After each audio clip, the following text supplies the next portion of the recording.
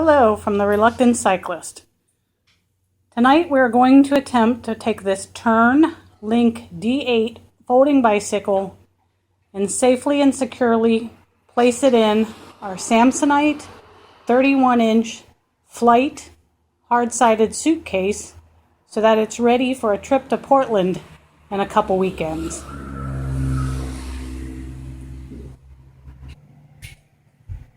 I've gathered a collection of the tools I think I'm going to need. I have a 5mm Allen wrench. Of course, my bike tool would have been easier. I've got a 10mm wrench, and I've got a Phillips screwdriver. I've also got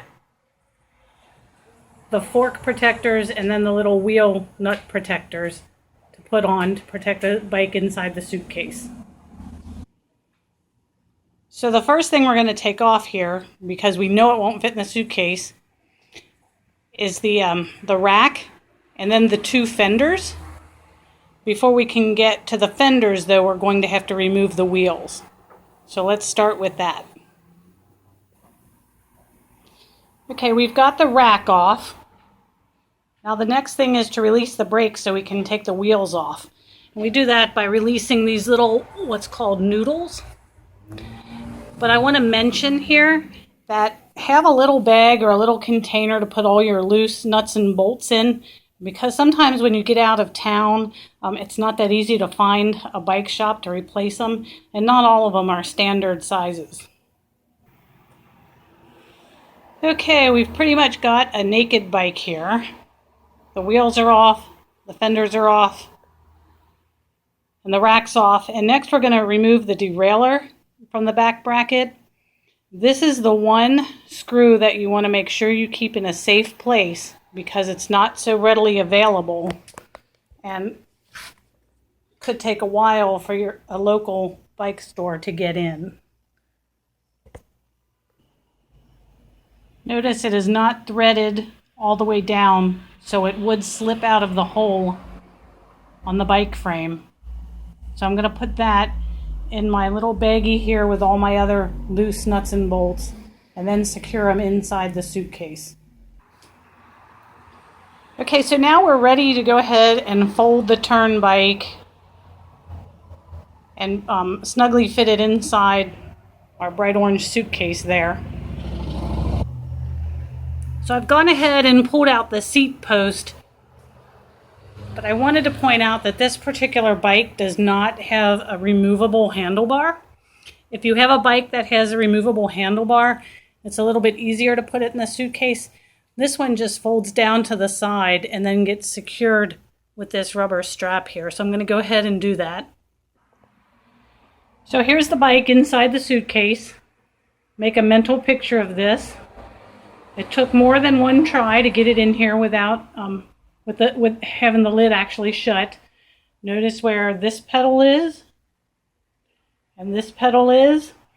And most importantly, remember, if your handlebar does not come off, turn it all the way around so that the gear shifters are down here, pointing to the bottom so that they don't get in the way of laying the wheels on top. Okay, the front fork is at the bottom of the suitcase, the largest part. I'm just showing the bike here so you can see some of the angles that it's at. Let me go up high and you can see the whole thing. Okay, so now I'm going to lay the wheels in. Now another thing to note here is if you're going to be flying, you want to let the air out of the tires so that they don't burst in the bottom of the airplane with the pressure change. Mine are not deflated, so it's a little bit snugger of a fit, but by deflating them you might get just a scooch more room there to close the lid of the suitcase. I put the rear wheel in first with the cassette down. Noticed I used a cloth there to protect my frame from the cassette. Next, I strategically placed the front wheel with the quick release down inside the spokes of the rear wheel. Now I've placed the little wheel nut protectors on top of the wheels, And you also see back here I've neatly tucked the seat post alongside of the bike.